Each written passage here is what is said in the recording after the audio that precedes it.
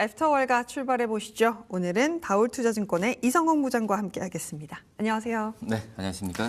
네, 기침이 날 정도의 좀 답답한 시장이네요. 일단 네. 간밤에 어떻게 보셨어요? 일단은 뭐 그전보다는 좀 뭐라 그럴까요? 사흘째지만 하락은 했어요. 네. 사흘째 하락은 했지만 그래서 하락 속에서 이제 반등 느낌은 굉장히 좀 크다라고 좀 볼 수 있겠고, 뭐 좀 우리나라에서 좀 중요한 부분은 일단은 이제 반도체 지수가 좀 플러스로 마감했다는 점에서 보면 지금 뭐 우리나라 쪽에서의 그 어떤 이 대외적인 어떤 여건보다도 지금 이 AI 쪽에서에 대한 이 부정적 내러티브 이거의 부분이 상당수 지금 우리나라 증시에 과반수 이상 좀 영향을 미치고 있는데, 그나마 좀 반도체 지수가 좀 플러스로 끝났다는 점에서 보면은 우리나라 증시에서는 좀 긍정적인 요소다라고 좀 생각이 좀 되고 있고요. 또 이번 주에 여러 가지 뭐 유럽의 어떤 금리 결정도 있고 뭐 PMI 지수 뭐 발표도 있긴 하지만 가장 중요한 부분이 이제 주 후반부터 미국의 빅테크 기업들의 실적이 지금 물려 있거든요. 뭐 그런 점에서 이 부분을 주목을 하면서 지금 우리나라 증시를 대응해야 되지 않을까라고 좀 생각이 되고 있고, 근데 다만 역시 미국 증시도 이 상승 마감 못했던 이유가 이제 지정학적 불확실성 때문에 이렇게 하락으로 좀 마감을 했었는데, 이 지정학적 어떤 리스크 부분 같은 경우에는 예측을 할 수 없는 영역이거든요. 뭐 그런 점에서 보면은 당분간의 어떤 미국 시장 같은 경우에도 변동성은 미국의 빅테크 기업들 실적 발표의 전까지는 계속 나올 수 있지 않을까라고 판단됩니다. 아니 뭐 이렇게 그러니까 전쟁이 쉽게 끝나지는 않는다는 걸 알지만 생각보다 좀 계속해서 길게 이어지고 있습니다. 열흘 연속 미국은 이란에 공습을 가하는 모습들, 그러면서 유가가 다시금 제자리로 앞자리 팔을 달기 시작했어요. 그래서 일단은 7월 9일 이전으로 돌아가자라고 파키스탄 쪽에서는 이야기를 하고 있다라고 하는데, 어떻게 보세요? 이란 관련해서는 좀 정리가 될까요? 제가 항상 말씀을 드리지만 전쟁에서의 종전은 없다라고 항상 말씀을 드리잖아요. 뭐 그렇기 때문에 일단은 좀 미국이 지금 뭐 물론 이제 이란 쪽에서의 어떤 미군에 대한 피해도 있었지만은 중요한 부분이 이제 미국이 다루비 원자력 발전소 건설 현장을 타격을 했었거든요. 그렇기 때문에 약간 좀 장기적으로 갈 가능성이 굉장히 좀 있다라고 좀 생각이 되고 있고요. 그렇기 때문에 여기에 이제 미군 사망자까지 나와주고 있는 현재 상황을 보면은 단기로 끝날 가능성은 저는 없다라고 좀 생각이 돼요. 그렇기 때문에 일단 뭐 MOU나 이런 부분도 지금 파기가 됐고, 지금 현재 이란 쪽에서의 수뇌부에서 여러 전 중재안을 내놓고 있긴 하지만 그것도 다 일시적이라고 좀 생각이 좀 되고 있고요.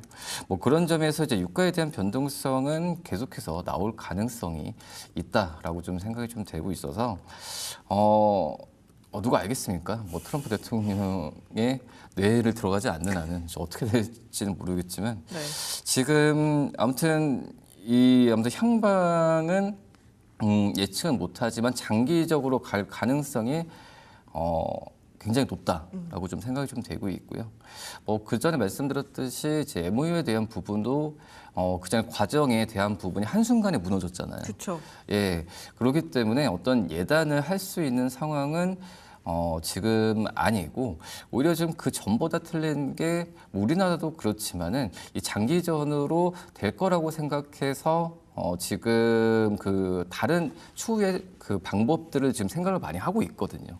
그 전에 이 3월 달에 이란과 미국이 이 전쟁이 나왔을 때는 어떤 이 양 국가의 그런 좀 대치 상황이나 이런 부분에 주목했다고 한다면 이제 장기전으로 갈 확률이 굉장히 높기 때문에 뭐 두 번째 어떤 경제적인 상황에 있어서 대치를 지금 많이 하고 있는 방법을 많이 구하고 있거든요.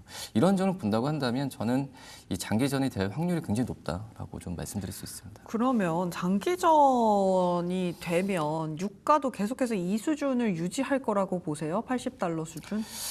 그렇죠. 저는 일단은 그뭐 공급 쪽에 대한 부분은 계속해서 제한될 가능성이 굉장히 커요. 근데 이제 공급에 대한 부분이 어떤 수요가 많아서 어떤 공급 쪽을 수요와 대체해서 하는 그런 상황은 아니거든요. 뭐 그렇기 때문에 지금 현재는 이 생산량이나 이런 부분도 지금 사우디를 중심으로 좀 약간 그 절제하는 느낌이 굉장히 좀 크거든요. 네.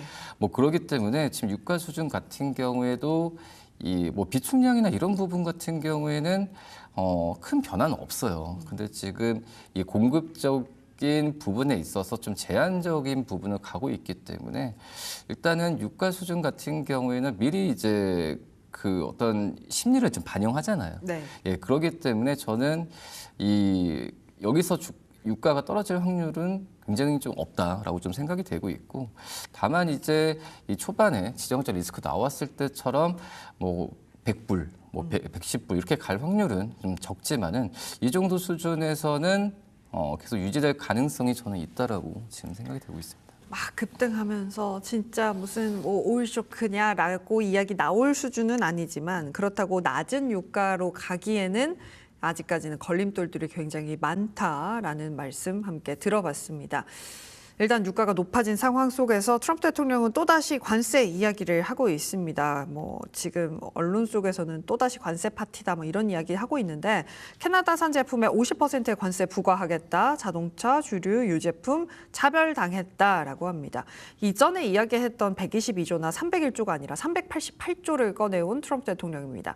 388조면 너네가 우리 다 차별했지? 그럼 관세 50% 이걸 할 수 있는 거거든요. USMCA 때문에 뭐가 어떻게 될지 모르겠습니다만 계속해서 관세 이야기를 하고 있습니다. 이거 어떻게 보세요? 일단은 이제 그 체제 또 전환이니까 불안한 거예요. 제가 봤을 때는 트럼프 대통령이? 아니 저희가 이제 어떻게 보면 관세가 좀 바뀌었을 때 지금 기업들도 그렇지만은 일단은 이 체제가 좀 바뀌었을 때의 그 불안감을 지금 기업들도 그렇고 우리나라 정부도 지금 그 이거에 대해서 신경 좀 많이 쓰고 있는 상황인데 글쎄 제가 본다고 하더라도 일단은 이제 반도체나 뭐 자동차, 이 철강 쪽은 미국 쪽이 우리나라의 품목에 대한 관세를 건드릴 확률은 굉장히 낮다. 왜냐하면 우리가 지금 갑인 상황이라고 좀 볼 수 있거든요. 자동차나 이 철강보다도 반도체 쪽은 우리나라가 좀 갑인 상황이기 때문에 지금 현재는 이 반도체 쪽은 이제 관세가 안 붙고 있잖아요. 뭐 그렇기 때문에 이거에 대한 걱정은 좀 안 되지만은 그 외 품목들에 대한 뭐 배터리나 특히 이제 디스플레이, 플라스틱 이쪽에 대해서는 상호 관세가 그 전보다도 어떻게 보면은 플러스, 그러니까 지금 현재 관세에 대한 부분을 매기는 상황이 어떤 국가별로 본다고 하더라도 좀 차별화를 많이 두고 있거든요. 근데 우리나라 같은 경우에는 약간의 좀 그 관세에 대한 협약을 했을 때 이 최대 어떤 우선 국가에 대한 부분을 일단은 적용을 했지만 이 품목별로 본다고 하면은 또 차별화를 될 가능성이 굉장히 좀 높다라고 지금 생각이 되고 있어서 저는 이 전환에 있어서 이 업종과 이 상품별로 각자 도생을 해야 되는 그런 상황이라고 좀 생각이 되고 있거든요. 뭐 그렇기 때문에 지금 현재 봤을 때는 그런 부분에 있어서 이제 그 수혜를 받는 기업들이 있고 또 이 관세에 대한 부분에 있어서 이 손해를 보는 그런 기업들도 있기 때문에 그런 기업들에 대해서 좀 분석을 좀 할 필요가 지금 좀 있지 않을까라고 좀 생각이 좀 되고 있습니다. 근데 이게 쉽게 얘기를 하면 보편 관세로는 일단 법적으로도 막혔고 본인들도 불리하니까 못 갈 것 같지만 품목 관세로 갈 것 같다라는 말씀을 주고 계신 거잖아요. 네. 결론적으로 제가 지금 전쟁 그리고 관세 얘기를 드린 이유는 물가가 올라가면서 금리가 올라갈까 봐 요거를 계속해서 사실은 보고 있기 때문에 이 순서로 좀 질문을 드린 것도 있습니다. 그래서 금리 관련해서도 조금 더 여쭤봐야 될 것 같아요. 케빈 씨 같은 경우는 우린 힌트 안 줄 거야. 연준 역할 축소할 거야 라고 하면서 이런 기사까지 전해집니다. AI로 그의 속내를 막 발언들을 넣어서 이걸 해석해줘 뭐 이런 이야기까지도 나오고 있더라고요. 그만큼 힌트를 안 주고 있다라고 하는 걸 수도 있고 그래서 지금 월가에서는 도대체 금리를 올릴 거야 내릴 거야 다 시각이 다르거든요. 그쵸.